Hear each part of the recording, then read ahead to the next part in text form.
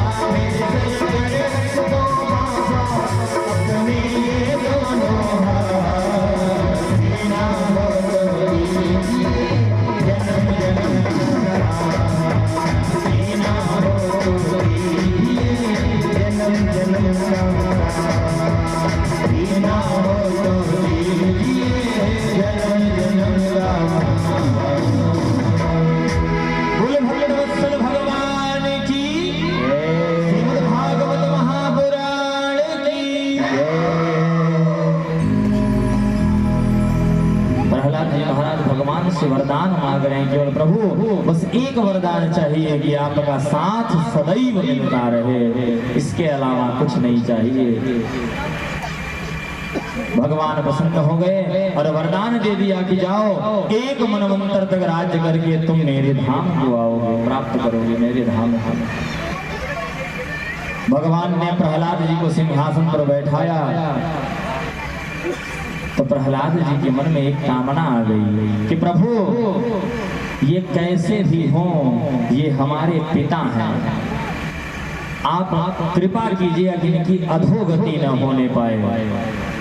तो भगवान कहते हैं कि प्रहलाद, तुम जैसे ब्राह्मणिष्ठ अगर ब्राह्मण जिस कुल में उत्पन्न हो जाएं, उनकी 21 पीढ़ी तर जाएगी, वैसे आपके तो ये पिता हैं। और तो और आपके पिताजी ने हमारी गोदी में प्राण त्यागा है, इसलिए इनका परम धाम जाना कोई रोक नहीं सकता, ये स्वयं परम धाम हो जाएंगे। बोलो भक्तवत्सल भगवान की। तो सुखदेव जी महाराज कहते हैं कि राजन, अब आप बताओ कि भगवान पक्षपाती हैं कि समदर्शी हैं। भगवान सिर्फ अपने भक्तों का पक्ष लेते हैं। मोहि सेवक प्रिय सम, मोहि सेवक सम प्रिय नहीं को, हमको सेवक के अलावा कोई प्रिय नहीं है। यहाँ पर सप्तम स्कंध विश्राम, अष्टम स्कंध में प्रवेश। मनवंतरों की कथा है। हर एक मनवंतर में भगवान का अवतार होता है। 71 चतुर्युगी का एक मनवंतर होता है, और जब चारों युग एक चक्कर काट लेते हैं तो उसे एक चतुर्युगी कहा जाता है। 4 युग कौन कौन से? सतयुग, द्वापर, त्रेता और कलयुग। जब चारों युग एक चक्कर पूरा काट लेते हैं तो उसको एक चतुर्युगी कहा जाता है। ऐसे 14 मनवंतर का एक कल्प होता है, और एक कल्प का ब्रह्मा जी का एक दिन होता है। इस हिसाब से वर्तमान में ब्रह्मा जी की आयु कितनी वर्ष है? 51वां वर्ष चल रहा है ब्रह्मा जी वर्तमान में। इसीलिए पंडित जी लोग जब संकल्प पढ़ते हैं तो कहते हैं कि ब्रह्मणोहनी द्वितीय परार्धे, 50 के ऊपर हो गए, द्वितीय परार्धे 51वां वर्ष चल रहा है। और ब्रह्मा जी का एक दिन एक कल्प का, उनकी आयु 100 वर्ष की है। जितने में यह सब पूर्ण होता है उतने में भगवान नारायण एक बार अपना पलक झपकाते हैं, उतने में यह सब पूरा हो जाता है। बोलो भक्तवत्सल भगवान की। संवत्सर कितने होते हैं?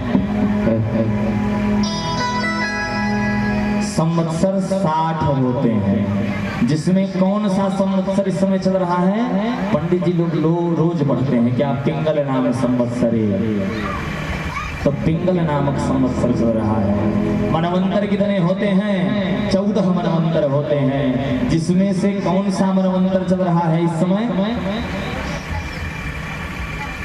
कौन सा मनवंतर चल रहा है? 7वां मनवंतर। कौन सा है? वैवस्वत मनवंतरे। पंडित जी लोग रोज पढ़ते हैं कि वैवस्वत मनवंतरे अष्टाविंशतितमे युगे कलियुगे कलि प्रथम चरणे, रोज पढ़ते हैं। वैवस्वत मनवंतर चल रहा है। देखिए सतयुग की उम्र, सतयुग का पूरा आयु कितना वर्ष है? 17,28,000 वर्ष। और द्वापर त्रेता की आयु 12,28,000, और द्वापर की आयु 8,64,000 वर्ष। और कलयुग की आयु कितनी है? 4,32,000 वर्ष। जिसमें अभी बीता कितना है? 5,100 कुछ वर्ष बीते हैं अभी केवल, बस अभी लाख में पहुंचे भी नहीं है, केवल 5,100 कुछ वर्ष बीता है इससे। पूरा कितना वर्ष है? 4,32,000 वर्ष है कलयुग की आयु। एक मनवंतर में भगवान गज की ग्राह से रक्षा की है। त्रिकूट नामक पर्वत पर एक हाथी रहता था, वह बहुत बलवान था। एक बार सरोवर में जल क्रीड़ा कर रहा था कि उसी समय एक ग्राह, एक मगरमच्छ आया और उसके पैर को पकड़ लिया, पैर को पकड़ लिया और सबको सबसे सहारा मांग चुका। सबको हाथियों से हथिनियों से सबने बहुत प्रयास किया, बहुत प्रयास किया, लेकिन भगवान कोई उसको बचा नहीं पाया। वो और फंसता चला गया दलदल में। ऐसी स्थिति आ गई कि हथिनियों ने भी सहारा छोड़ दिया, वो सब वापस चले आए। अब केवल हाथी अकेले उसी जल में पड़ा और भगवान से प्रार्थना कर रहा था कि प्रभु कृपा करके आप हमारी रक्षा कीजिए, आपके बिना कोई हमारा इस धरा धाम पर नहीं है। प्रभु कृपा कीजिए, आप हमारी रक्षा कीजिए।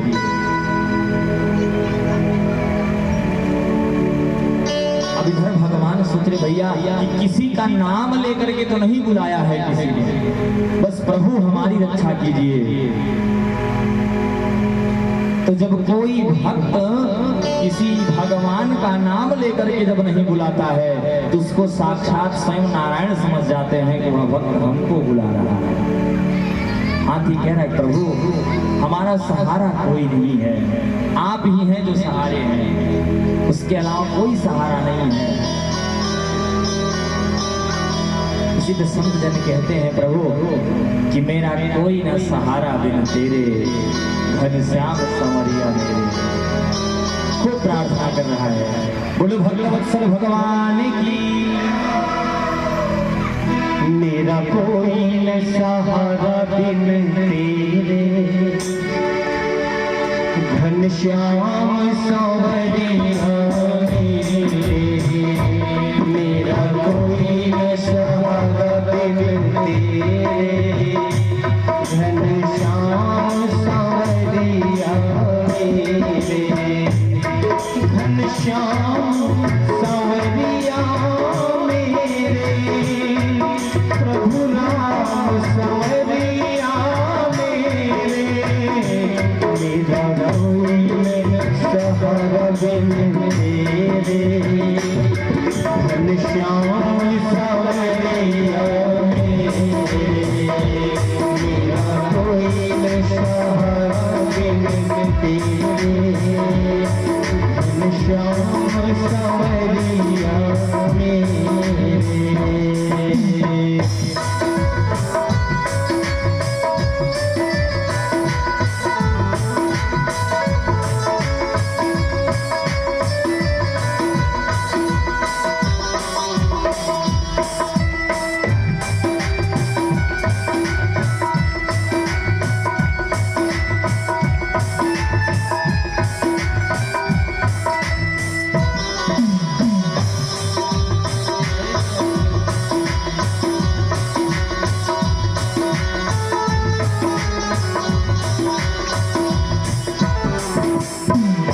तेरे बिना मेरा है कौन यहाँ, प्रभु तुझे छोड़ मैं जाऊँ कहाँ।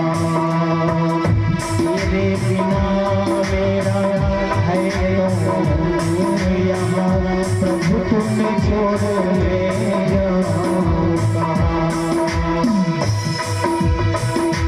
मैं तो वाल पड़ा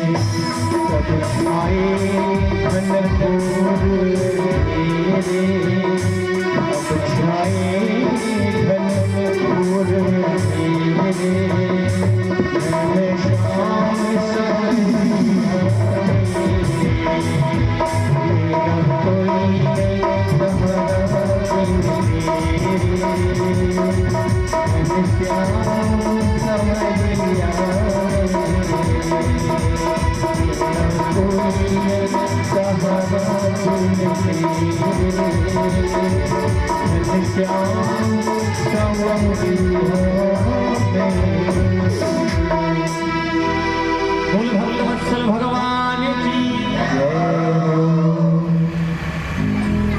तो गज भगवान से प्रार्थना कर रहे प्रभु आप हमारी रक्षा कीजिए। इधर भगवान कह रहे हैं कि भैया जो संपत्ति किसी की नहीं होती वह हमारी हो जाती है। जैसे गांव में जो संपत्ति का मालिक कोई नहीं होता उसको क्या समझ दिया जाता है, सरकार की संपत्ति समझ दी जाती है। वैसे ही भगवान कह रहे हैं अगर किसी का नाम नहीं लिखा है तो वह सारी संपत्ति हमारी है। इसलिए किसी का नाम लेकर के नहीं बुलाया है, इसलिए वह हमें स्वयं बुलाया है, इसलिए हम स्वयं जाएंगे। इतनी वेग से दौड़े भगवान। लक्ष्मी मैया पूछना चाह रही है भगवान से, प्रभु आप जा कहाँ रहे हैं?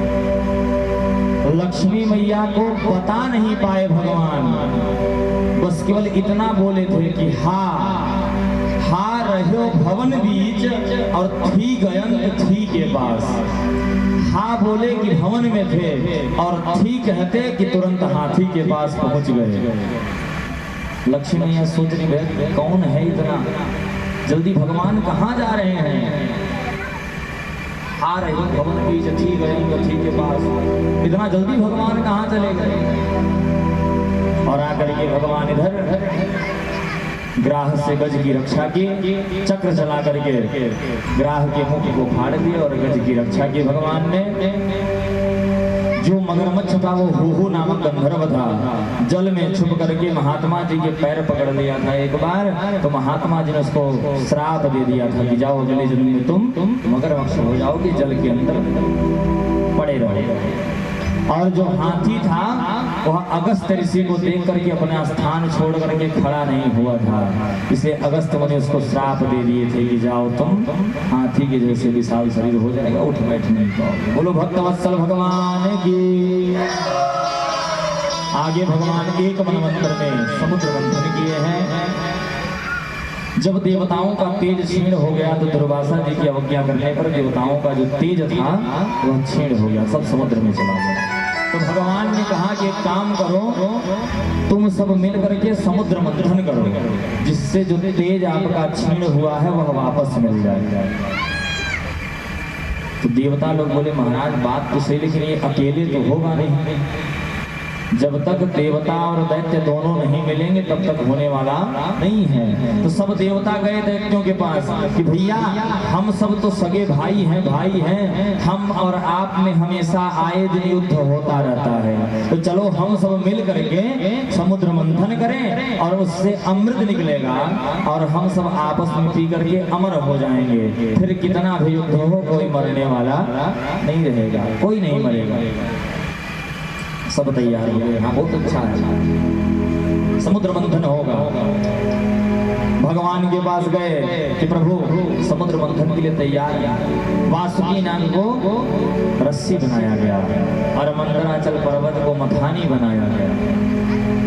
भगवान को पता था कि जैसे ही समुद्र मंथन प्रारंभ होगा वैसे ही वासुकी नाग को जब रस्सी बनाएगा तो जब उससे मंथन किया जाएगा तो वासुकी नाग के मुख से विषैली हवा निकलेगी और उससे देवता लोग जो आगे के पक्ष में रहेगा वो सब जल करके भस्म हो जाएगा। इसीलिए भगवान कह रहे हैं देवताओं से कि भैया जो सर्प का पूछ होता है वह अमंगलकारी होता है, इसलिए आप सब पूछ की तरफ मत लगो, आप सब मुख की तरफ लगो।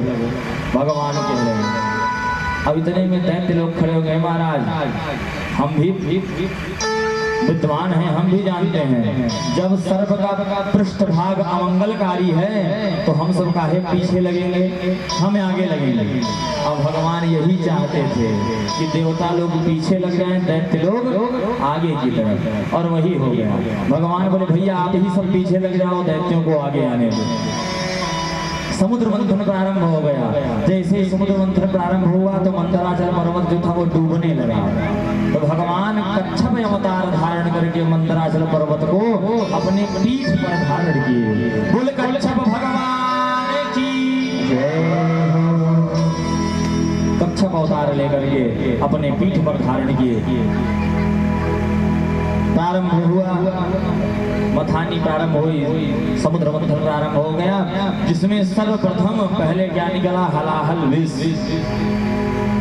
अब सोच रहे भैया कि विष किसको दिया जाए। सब देवता बोले भैया विष पीने का अभ्यास तो भगवान शंकर जी के पास है, बाकी और कोई धारण नहीं कर सकता। सब लोग पहुंच गए शंकर जी के पास। बोले महाराज हम सबका ये संकल्प था कि जब समुद्र मंथन प्रारंभ होगा उसमें से जो पहली वस्तु निकलेगी वो आपको उपहार में देंगे। भगवान शंकर जी प्रसन्न हो गए, भैया वाह क्या बात है, बहुत सुंदर उपहार मिल रहा है तो मिलने दीजिए। क्या उपहार लाए हैं आप? बोले महाराज विष लाए हैं, विष, आप विष पान कर लीजिए। विष लाए हैं। कहें भैया देखो ये विष कोई उपहार होता है क्या? विष लाए हैं और कह रहे हैं उपहार है, ये बात कुछ समझ में नहीं आई महाराज। ये विष उपहार नहीं होता है। अब सोच रहे प्रभु आप ही पी लीजिए, आपको अभ्यास है पीने का।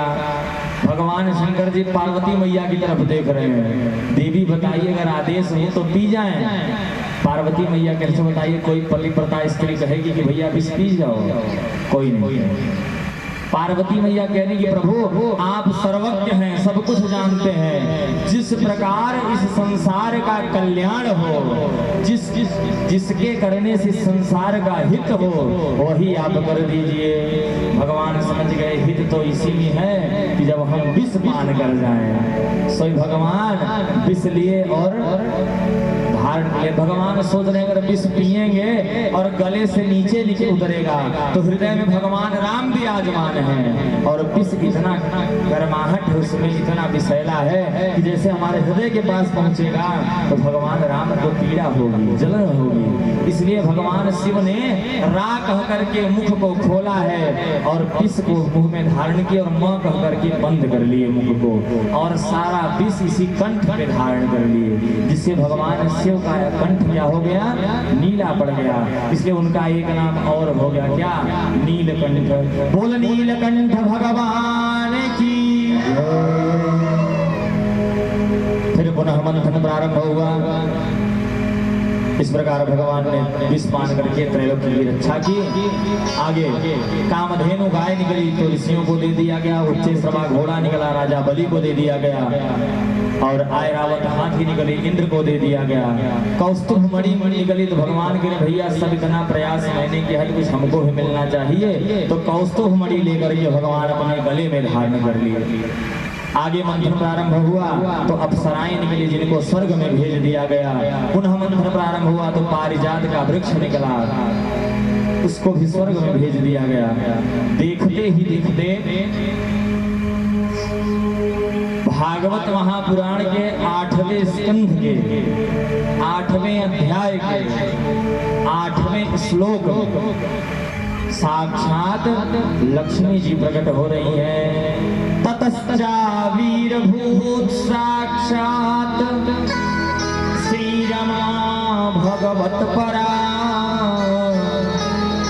रंजयन्ते दिशः कान्त्या विद्युत सौदामिनी यथा।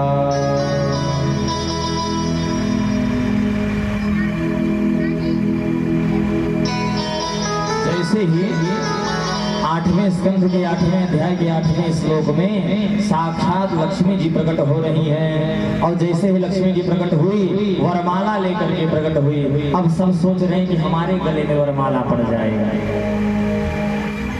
अब भगवान सोच रहे हैं अगर मैं तुरंत जाकर के वरमाला अपने गले में धारण करवा लूंगा तो सबको बुरा लग जाएगा। इसलिए भगवान चले गए कोने में बैठ गए। अब इधर लक्ष्मी मैया सबको बोल दिए भैया ये स्वयं से जिसको पसंद करेंगी उसके गले में वरमाला डाल देंगे। इधर सबसे पहले दुर्वासा जी बैठ गए। भैया हमारा नंबर आया आगे। दुर्वासा जी के पास लक्ष्मी मैया पहुंची तो कह रहे हैं कि भैया इनका काम तो सब कुछ ठीक है लेकिन एक चीज बहुत गड़बड़ है। कहें क्या? कहें छोटी छोटी बात पे गुस्सा हो जाते हैं, क्रोधित हो जाते हैं, इसलिए इनको नहीं। आगे बढ़े भगवान शंकर जी के पास, कहने इनका सब कुछ तो ठीक है लेकिन इनका वेश जो है वो मंगल है,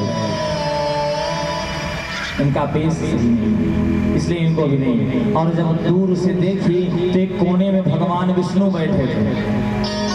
लक्ष्मी मैया मुस्कुरा रही थी और इधर भगवान का स्वरूप कैसा था कि मंगलम भगवान विष्णु मंगलम गरुड़ ध्वज मंगलम पुंडरीकाक्ष मंगलाय तनो हरि। सब कुछ मंगल था भगवान का। इसलिए लक्ष्मी मैया गई और भगवान नारायण के गले में वरमाला डाल दी। बोल लक्ष्मी नारायण भगवान की।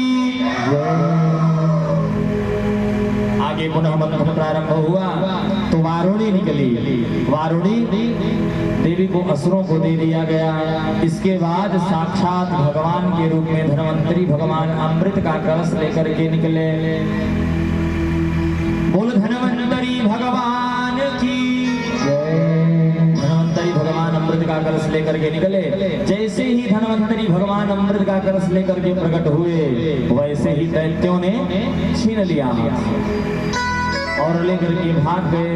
इधर सब देवता आश्चर्यचकित रह गए भैया कि अब क्या हो। जिसके लिए इतना मंथन हुआ, इतना परिश्रम हुआ, वह निकला और दैत्य लोग सब लेकर के भाग गए। सब भगवान के शरण में गए। भगवान कह रहे हैं आप सब परेशान मत होइए। फिर भगवान ने क्या किया? भगवान अपने मन में सोच रहे भैया कि सब अवतार तो पुरुषों के लिए हुआ है, अगर एकाक अवतार माताओं के नहीं लिया तो उलाहना देंगे कि केवल पुरुषों का अवतार लिए हैं भगवान। इसलिए भगवान एक अवतार किसका लिए? मोहिनी अवतार, मोहिनी भगवान का अवतार लिए। बोल मोहिनी भगवान की। मोहिनी अवतार लेकर के स्त्री का रूप धारण करके भगवान आ रहे हैं। दैत्य लोग आपस में लड़ रहे हैं। जब जैसे देखे मोहिनी भगवान को सब दैत्य लोग सब मोहित हो गए। कह रहे हैं कि यहो रूप महो रूप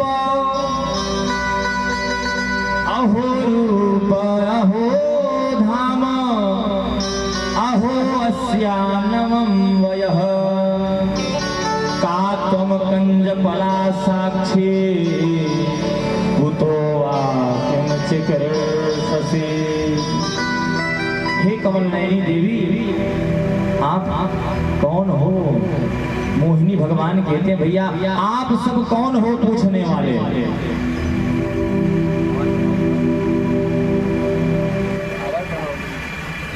आप कौन हो पूछने वाले? आप सबको समझ नहीं आता कि पराई स्त्री से बात नहीं करना चाहिए। आप सब पूछ कैसे रहे हो कौन हो? कहें देवी हम सबको कोई सरल ब्राह्मण मत समझो, हम सब भी अच्छे ब्राह्मण हैं। कौन?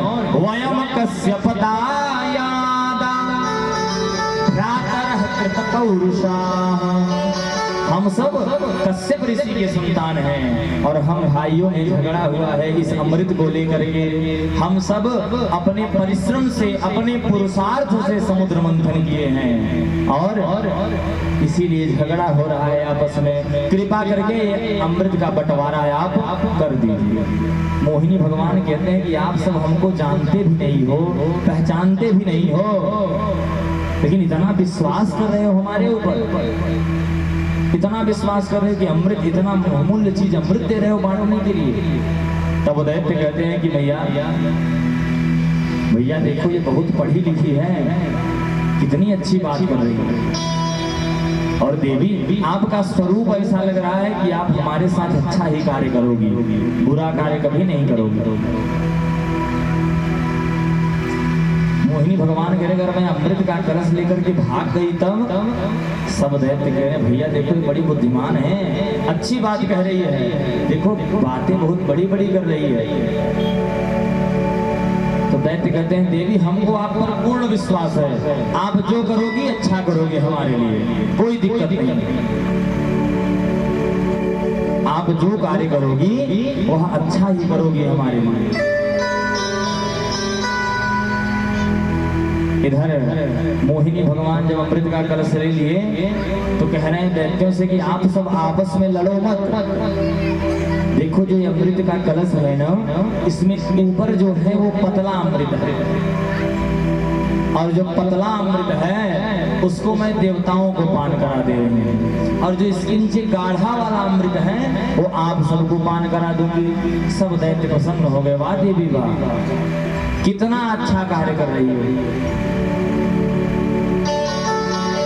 आप, हमारे भले की बात सोच रही हो, भले की बात सोच रही हो, कितना अच्छा। हाँ देवी जो आपको अच्छा लगे वो कार्य करो, हमको कोई परेशानी नहीं, आप करो।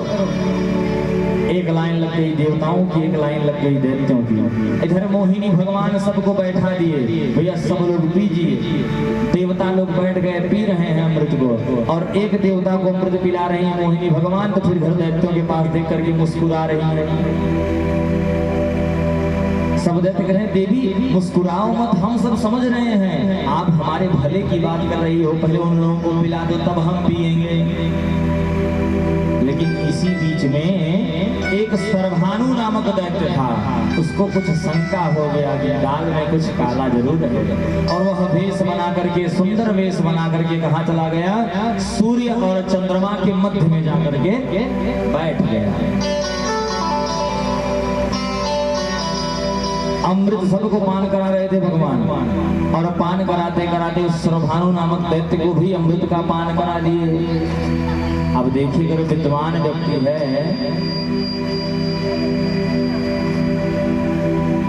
पंडित जी लोग रोज आचमन सुबह कराते हैं ना, तो आचमन करते समय मुख से आवाज नहीं आनी चाहिए। हाँ जल लेकर के लोग सुर्ग लेंगे उसको, सुर ये सब आवाज, अगर ये आवाज आ गई आचमन करते समय तो है आचमन व्यर्थ हो जाता है, उसका कोई प्रभाव नहीं होता है। आचमन करते समय सुर सत्य की आवाज नहीं आनी चाहिए। आचमन में जल कितना हो हाथ में, मास मगनम जलम पिबेद, जिसमें एक खड़ी उड़द डूब जाए, जल हाथ में जल उतना हो जिसमें एक खड़ी उड़द डालो तो पूरा डूब जाए, उतना जल लेकर के आचमन करना चाहिए। तो देवताओं को तो सब पता था कि भैया पी रहे हैं तो कुछ आवाज नहीं आएगी, लेकिन दैत्यों को कुछ पता नहीं था कि कैसे पीना चाहिए। और जैसे ही सर्वभानु नामक दैत्य के हाथ में अमृत गया, अब उसको तो पता नहीं था, और जैसे ही सुरक लिया, सुर से आवाज आई, और जैसे ही सुर से आवाज आई, इधर से चंद्रमा उधर से सूर्य, कहे प्रभु असुर। जैसे हो गया असुर, इधर से सूर्य चंद्रमा बोले प्रभु असुर। जब कहे असुर, इतने में सुदर्शन चक्र को आदेश दिए, उसके दो भाग कर दिए, उनको ग्रहों में शामिल कर लिया गया। कौन सा ग्रह? राहु और केतु। इसीलिए देखिए वर्ष में एक बार राहु और केतु जो है ग्रह ना, वो सूर्य और चंद्रमा के पास जरूर जाते हैं। किस लिए? कि आप ही बताए थे तब हमारा 2 भाग हुआ। हाँ, तभी सूर्य ग्रहण और चंद्र ग्रहण लगता है जब राहु केतु भगवान सूर्य और चंद्रमा के पास जाते हैं, तभी सूर्य ग्रहण लगता है और चंद्र ग्रहण लगता है। कि भैया आप ही बताए थे, बताओ क्या हाल चाल है, ठीक है?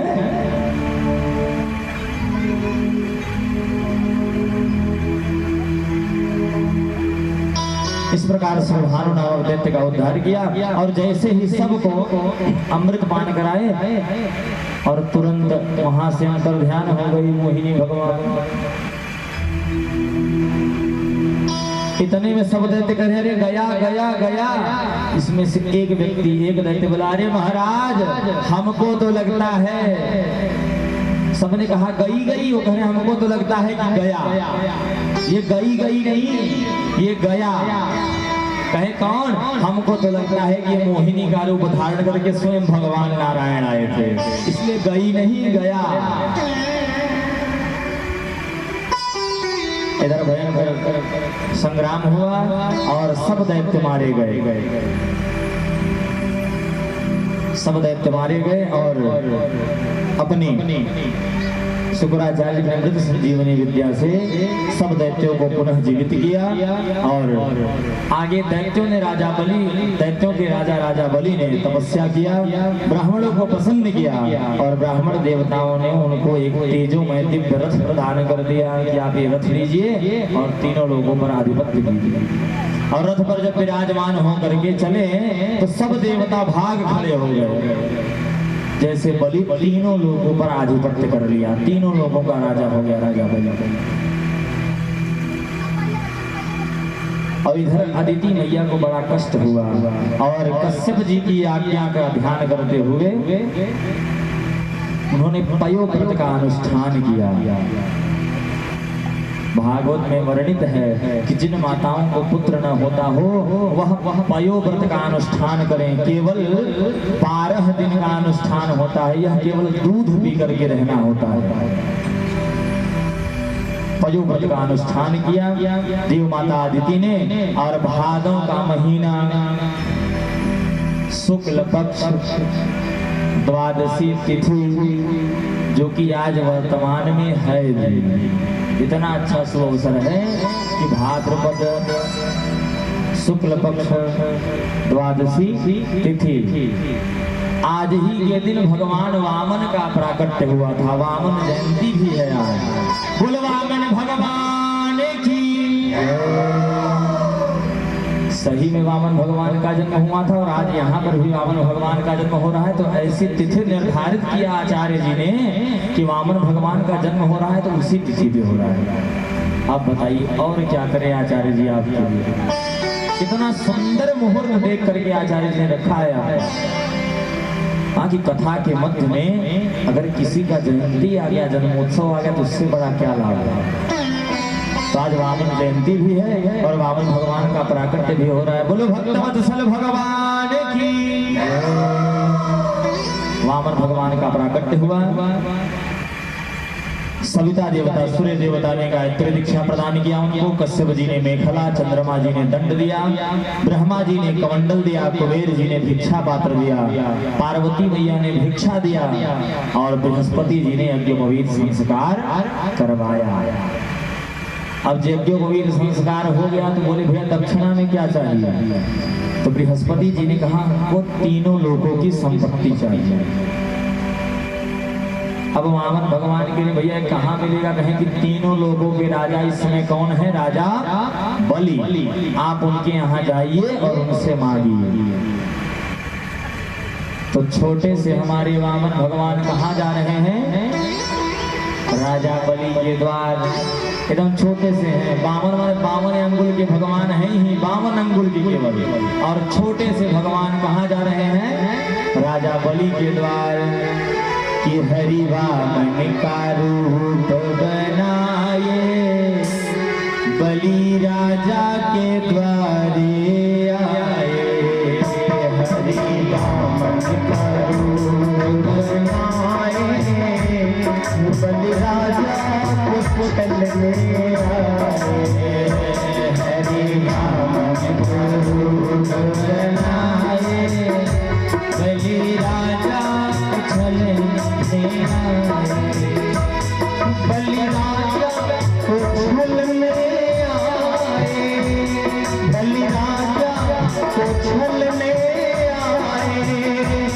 हरि वामन का रूप बनाए, बलि राजा के द्वारे आए। हरि वामन का रूप बनाए, बलि राजा के द्वारे आए।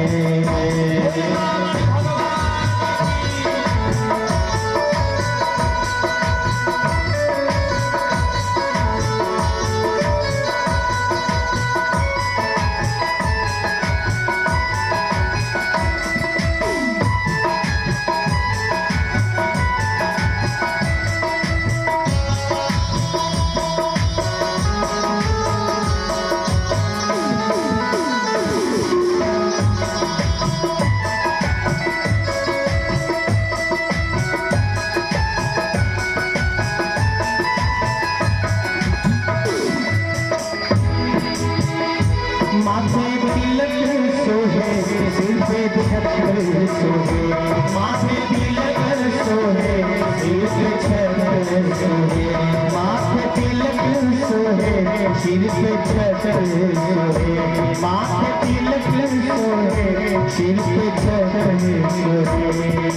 हाथ में कमंडल बुलाए, हाथों में कमंडल डोलाए, बलि राजा के द्वारे आए। हरि वामन का रूप बनाए, बलि राजा के द्वारे आए।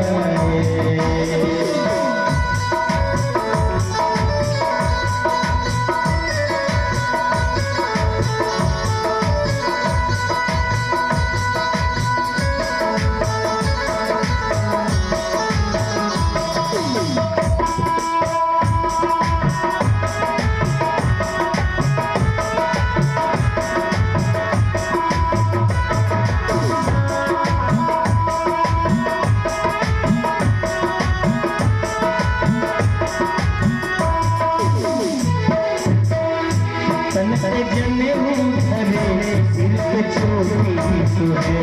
संत जनेऊ धरे, सिर पे छोटी सोहे। चरणों में लड़ाऊ सुहाए, बलि राजा को चलने आए।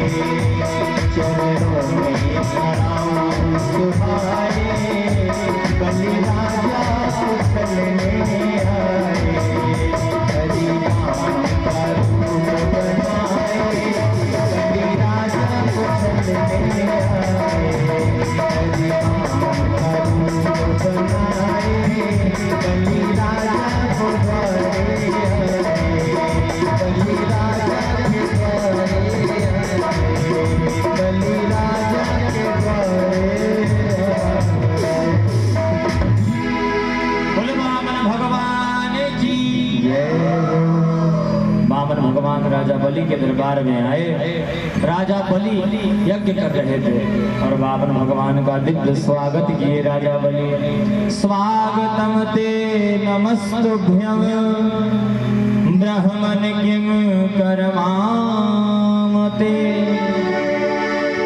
आइए आइए हे ब्राह्मण देवता आइए, आपका स्वागत है, बड़े सुंदर लग रहे हो, आपको क्या चाहिए? तब वामन भगवान ने कहा कि आप अपने वंश परंपरा के समान ही हैं, अनुसार चल रहे हैं। प्रहलाद जी और विरोचन जी के वंश में जन्म लेने वाले बलि, आपने भी अपने धर्म को नहीं छोड़ा है। राजा बलि ने कहा महाराज आपको क्या चाहिए? वामन भगवान कहते हैं कि हमको कुछ नहीं चाहिए, केवल मेरे पग से 3 पग भूमि चाहिए, बस और कुछ नहीं चाहिए। राजा बलि कहते हैं कि हे ब्राह्मण देवता, जिस प्रकार आप छोटे हो उसी प्रकार आपकी बुद्धि भी छोटी है। अरे आप बताओ तो आपको राजा बना दूं, कोई ब्राह्मणी कन्या देख करके खूब बढ़िया से सुंदर धूमधाम से विवाह करा दूं। वामन भगवान कह रहे महाराज हमको कुछ नहीं चाहिए, बस केवल हमको क्या चाहिए? हमारे पग से 3 पग भूमि। राजा बलि ने कहा महाराज जहां इच्छा हो वहां पर आप माप लो। तो वामन भगवान कहते हैं राजा ऐसी बात नहीं है, संकल्प किया जाता है और बिना संकल्प के हम कोई दान नहीं देते। जब तक संकल्प नहीं करोगे तब तक हम दान नहीं लेंगे। राजा बलि कहने महाराज अच्छा ये बताइए कि आप इतने छोटे हैं और आपके पग से 3 पग भूमि देना है हमको, इसके लिए हम संकल्प करें? अरे आपको जहां इच्छा हो ले लो। राजा बलि बोल दिए कि भैया जहां लेना है ले लो। भगवान के लिए नहीं, जब तक संकल्प नहीं होगा तब तक हम लेंगे नहीं। अब इतना जब परेशान हो गए राजा बलि तो शुक्राचार्य जी महाराज सोच रहे हैं अपने मन में कि भैया थोड़ा ध्यान लगा करके देखे कि ये कौन है इतना हठी बालक। और जब ध्यान लगाए उसमें साक्षात भगवान नारायण नजर आए। तुरंत राजा बलि के पास गए, बोले राजा बलि अरे न ये 52 है ये न 53 है, ये साक्षात नारायण है, इनके बातों में मत आ, नहीं तो सब कुछ तुम्हारा ले लेंगे, तुम्हारे पास कुछ नहीं बचेगा। राजा बलि ने कहा गुरुजी अब बात जो होनी थी वो हो गई। मैंने अगर बोल दिया तो मानो संकल्प कर दिया है, अगर बोल दिया कि हम ये कर रहे हैं तो संकल्प हो गया। शुक्राचार्य जी महाराज को लाख समझाने पर राजा बलि नहीं माने। शुक्राचार्य महाराज ने श्राप दे दिया, जाओ तुम श्रीहीन हो जाओ। बलि कह रहे हैं कि महाराज अब चाहे श्रीहीन हो जाए चाहे जो कुछ भी हो जाए, लेकिन मैंने जो संकल्प ले लिया है उस संकल्प को पूरा जरूर करेंगे, हम संकल्प अधूरा नहीं करेंगे। वामन भगवान कहे भैया ये गुरु और शिष्य की लड़ाई खत्म हो गई कि हम चलें? राजा बलि के महाराज नहीं, हम आपको संकल्प के द्वारा आपको 3 पग भूमि दे रहे हैं। राजा बलि कमंडल लाए और उसमें से जल निकालने लगे। तो देखिए भागवत में वर्णित नहीं है ये सब, ये कहानी भागवत पुराणांतर क्या बात है कि उस कमंडल के छिद्र में शुक्राचार्य जी महाराज जाकर के बैठ गए। शुक्राचार्य जी महाराज जाकर के बैठ गए उस कमंडल के छिद्र में। फिर भी सोच रहे हैं कि अगर जब जल निकल नहीं पाएगा तो संकल्प हो नहीं पाएगा और हमारा जो शिष्य है सब बचा बचा रह जाएगा। अब वामन महाराज कह रहे हैं कि राजा बलि हम सब ब्राह्मण हैं, हम लोगों के पास बहुत बुद्धि होता है, इसमें हो सकता है बहुत दिन से कमंडल रखा है इसमें मूर्छा पड़ गया हो, तो हम लोगों के पास कुसा होता है, कुसा, उसी कुसा के नोक से देखे इसमें अगर मूर्छा पड़ा हो तो छूट जाएगा। तो भगवान कुसा के नोक को कमंडल के टोटी में जैसे ही अंदर डाले वैसे शुक्राचार्य जी की एक आंख गोविंदाय नमो नमः हो गई। अब इधर शुक्राचार्य जी मन ही मन कह रहे हैं भैया देवेगा कोई और लेवेगा कोई, मैंने अनायास अपनी एक आंख खोई। देवेगा कोई लेवेगा कोई और मैंने अनायास में अपनी एक आंख खो दी।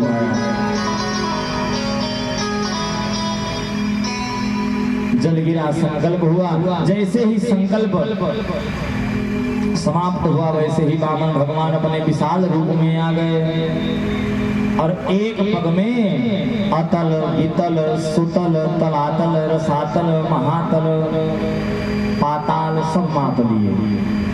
दूसरा पैर भूः भुवः स्वः महः जनः तपः सत्यलोक तक सब नाप लिए। अब जैसे ही सत्यलोक में भगवान का अंगुष्ठ पहुंचा तो ब्रह्मांड की कटाह में छिद्र हो गया और वहां से जल निकलने लगा। और जब ब्रह्मा जी देखे भैया ब्रह्मांड की कटाह से जल आ रहा है कि प्रभु का चरणोदक है और उसी चरणोदक को ब्रह्मा जी अपने कमंडल में धारण कर लिए और बारी बारी से भगीरथ के द्वारा वह धराधाम पर चली आई। वही गंगा मैया है, बोल गंगा मैया की जय। 2 पग में सारा संपत्ति माप लिए राजा बलि की। अब राजा बलि से कह रहे हैं कि राजा बलि आपने संकल्प लिया है कि 3 पग भूमि और तीसरा पैर मैं कहाँ रखूं ये बताओ। तो राजा बलि कह रहे हैं कि महाराज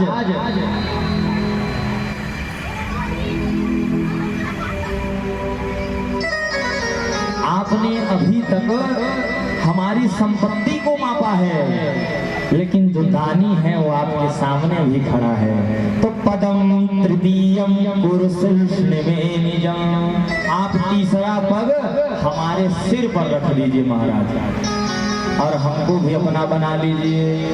और भगवान ने तीसरा पैर अपना रख दिया राजा बलि के शीश पर, और राजा बलि को आशीर्वाद दिया कि मैं आपकी भक्ति से प्रसन्न हूँ, और जाओ आप अगले मनवंतर तक इंद्र आप ही रहोगे, और इस समय आप सुतर लोक के राजा बनो, और मैं आपका द्वारपाल बनूंगा। जिस द्वार से आप बाहर निकलोगे उस द्वार पर मुझे खड़ा हुआ पाओगे।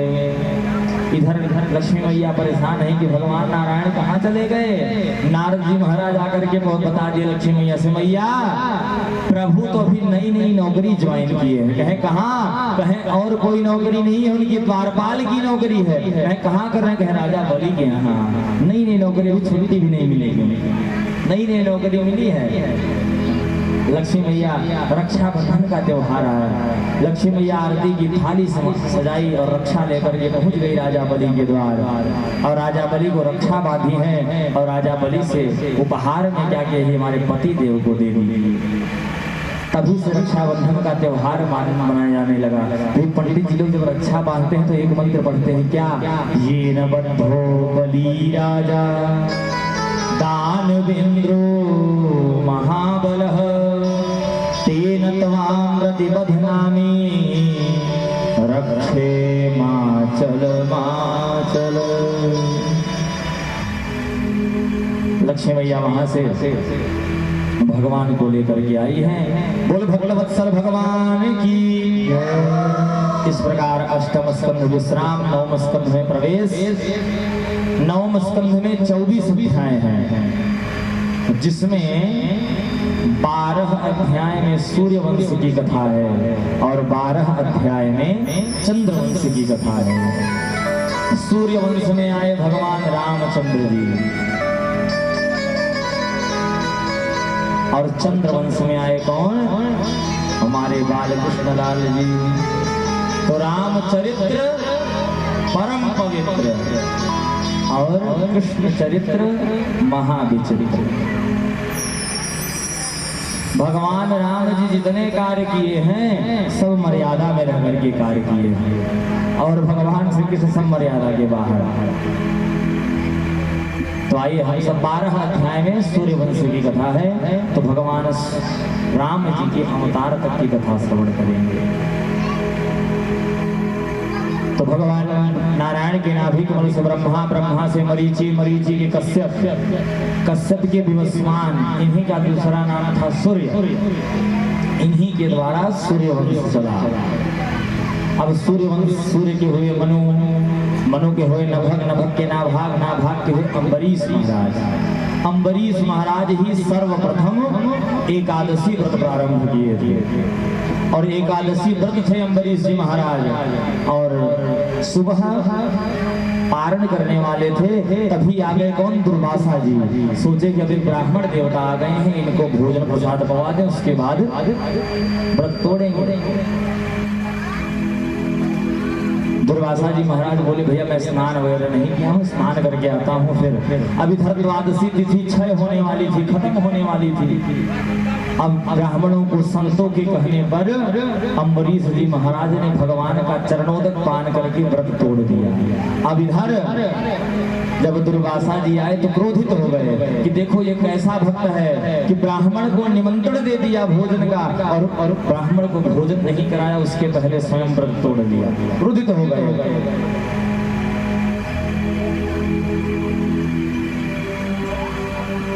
और अम्बरीश जी को मारने के लिए कृत्या नामक राक्षसी, अभिचार प्रयोग करके कृत्या नामक राक्षसी को प्रकट कर दिया। कृत्या नामक राक्षसी से कहा कि इन सबको खा लो। इसने मुझे निमंत्रण दिया और प्रसाद नहीं पवाया, उसके पहले ही आकर के व्रत तोड़ दिया। उसी समय भगवान का सुदर्शन चक्र प्रकट हो गया, क्योंकि भक्त की रक्षा स्वयं भगवान करते हैं। सुदर्शन चक्र प्रकट होकर के कृत्या को भस्म कर दिया और वह सुदर्शन चक्र दुर्वासा जी के पीछे पड़ गया। अब दुर्वासा जी महाराज दौड़ते दौड़ते भगवान के पास गए, कहे प्रभु आप रक्षा कीजिए। भगवान बोले किससे? कहे आपका सुदर्शन चक्र जो है इससे। कहे कि हम रक्षा नहीं कर सकते। तो दुर्वासा जी कह रहे हैं अरे भगवान सुदर्शन चक्र आपका और आप ही कह रहे रक्षा नहीं कर सकते। कहे कि नहीं मैं नहीं कर सकता क्योंकि मैं भक्तों के वश में हूँ। आपकी रक्षा कर सकते हैं तो केवल अम्बरीश जी महाराज, आप अम्बरीश जी महाराज के शरण में जाइए। तो दुर्वासा जी अम्बरीश जी के पास आते हैं, तब अम्बरीश जी ने उनकी रक्षा की, सुदर्शन चक्र को शांत किया। देखिए दुर्वासा जी महाराज हैं कौन? ये भगवान शंकर के अवतार हैं, शंकर अवतार हैं। इनको छोटी छोटी बातों पे क्रोध आ जाता है, बहुत क्रोधी व्यक्ति हैं, बहुत क्रोध करते हैं, छोटी छोटी बातों पे क्रोध करते हैं। ये क्रोध क्यों करते हैं? इन्होंने देखिए परीक्षा ली है, कृष्ण भगवान की ली है, राम भगवान की परीक्षा ली है, पांडवों के यहाँ परीक्षा ली है, अम्बरीश जी की परीक्षा ली है। सब भक्तों की परीक्षा क्यों लेते हैं? तो शिव पुराण में ऐसा लिखा गया है कि इसलिए परीक्षा लेते हैं कि अपने भक्तों का यश बढ़ाने के लिए परीक्षा लेते हैं कि उनका यश चारों दिशाओं में फैले। अगर अम्बरीश जी का परीक्षा न लिए होते दुर्वासा जी तो क्या अम्बरीश जी को कोई जानता? कोई नहीं जानता। इसीलिए कहते हैं कि दुर्वासा जी अपने भक्तों की परीक्षा इसलिए लेते हैं कि चारों दिशाओं में उनका यश फैले, इसलिए वो परीक्षा लेते हैं।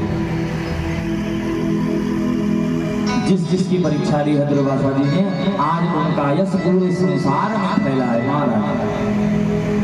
ये शंकरा बता रहे हैं अब इन्हीं के वंश में हुए युवनाश्व, जो यज्ञ का अभिमंत्रित जल रखा हुआ था, रात्रि में उनको प्यास लगी, जल